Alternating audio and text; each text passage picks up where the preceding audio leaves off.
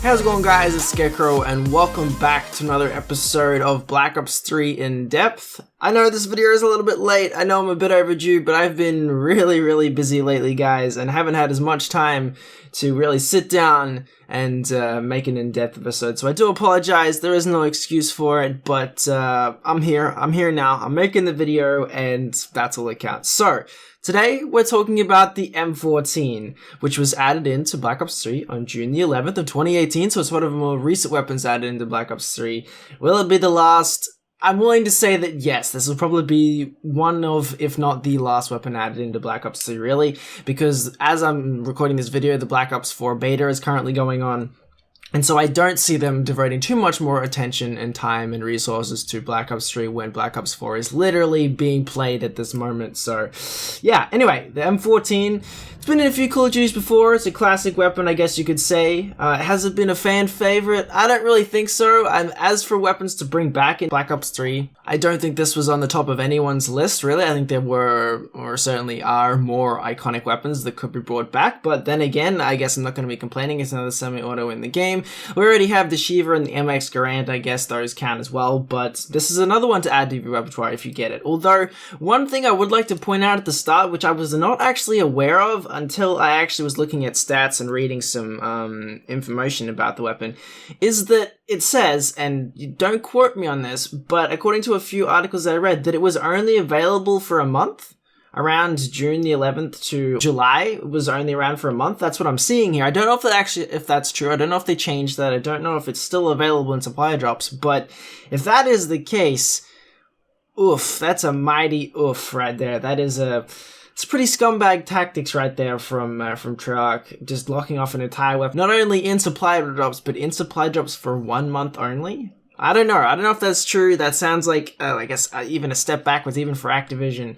But I don't know. We'll see. If you guys have got the M14 in supply drops in Black Ops 3 recently, let me know down in the comment section below, because surely that can't be true. I hope not, anyway. Anyway, moving on to the stats of the weapon, the reason why you guys are all here. We have the damage starting off first, and as you would expect from a semi-auto weapon, it has quite high damage, starting at 50 damage, dropping down to 40 damage, meaning that it is a 2 to 3 shot kill. As you would expect from a semi-auto in Call of Duty, it really doesn't need more than 3 shots to kill a person, and the range on the weapon is quite good at 38 meters for that 2-shot kill range. So anything past 38 meters will be a 3-shot kill. So that's quite a decent range there. That'll be competitive with most assault rifles in terms of time to kill and stuff like that. So if you are looking for a weapon that has a pretty good range and 3-shot kill, or 2 to 3-shot kill range, then this weapon could fill that niche for you. It has a magazine capacity of 20 rounds, with extended mags bumping it up to 28, so definitely a higher mag capacity gun here, especially for a semi-auto as well, and nearly rivaling most of the other fully auto assault rifles in the game with extended mags. So if you are looking for a semi-auto to spray and pray, this certainly has the mag capacity for you. It has a rate of fire of 400 rounds per minute, which is bumped up to 441 rounds per minute, which is actually considerably higher than the Shiva, which fires at 257 rounds per minute, so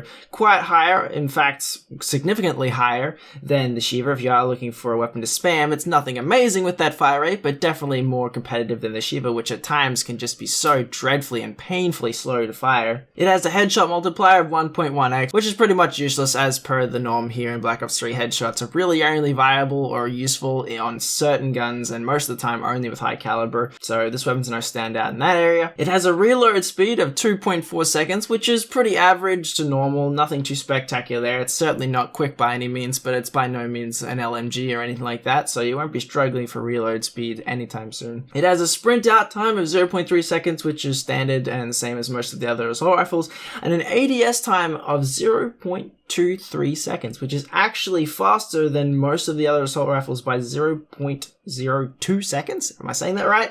Most of the assault rifles ADS at 0.25 seconds, but this one surprisingly, I don't know whether it's a typo or if this is intentional or not, but it is a tiny bit faster, barely even a frame at 0.23 seconds. So if you're fully into all that stats, if the stats really do tickle your winkle, then that might excite you.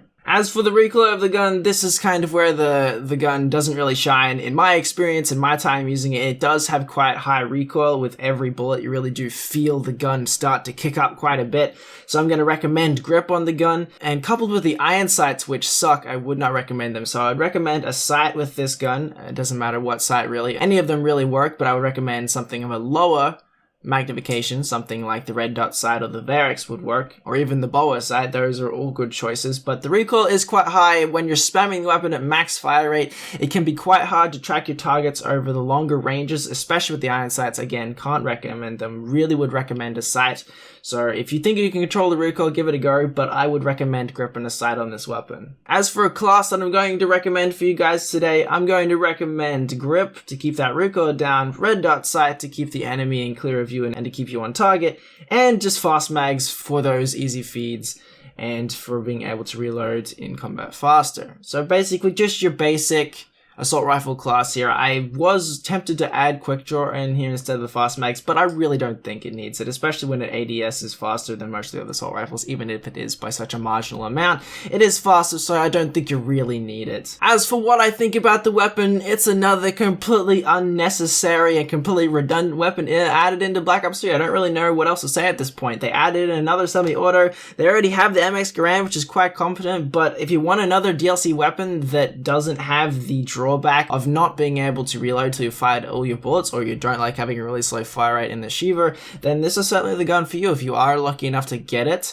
in supply drops, again, the chances are just about as low as winning the lottery or winning Powerball, I feel like, then hey, count yourself lucky. I myself was not lucky enough to get this weapon, considering I don't play Black Ops 3 very much anymore, if at all. The only time I really play it is when I'm going for in-depth footage, so I would like to say a huge thank you and shout out to JB for giving me his account. As always, the man is lucky enough to have just about every weapon in the game. He is definitely someone that I keep coming back to allow me to make these videos, because Black Ops 3, to me at this point, I'm making these videos for the community. I'm making these videos for you guys because I know for future reference, if any of you guys want to come back to these videos, then I know it would help you out a lot if you want to know the stats of it. And they're just videos that I enjoy watching on YouTube. Drifters series has just always been a staple of Call of Duty for me. When a new Call of Duty comes out, I really enjoy watching his in-depths on it and knowing the stats. I've done it for years. I've been playing Call of Duty for a couple years now, and that has always been part of my Call of Duty experience. And so if I can kind of inspire those feelings and those memories in people with this mini-series, then sure, why not? I think it helps people out quite a bit, and I've received a lot of positive feedback over the past months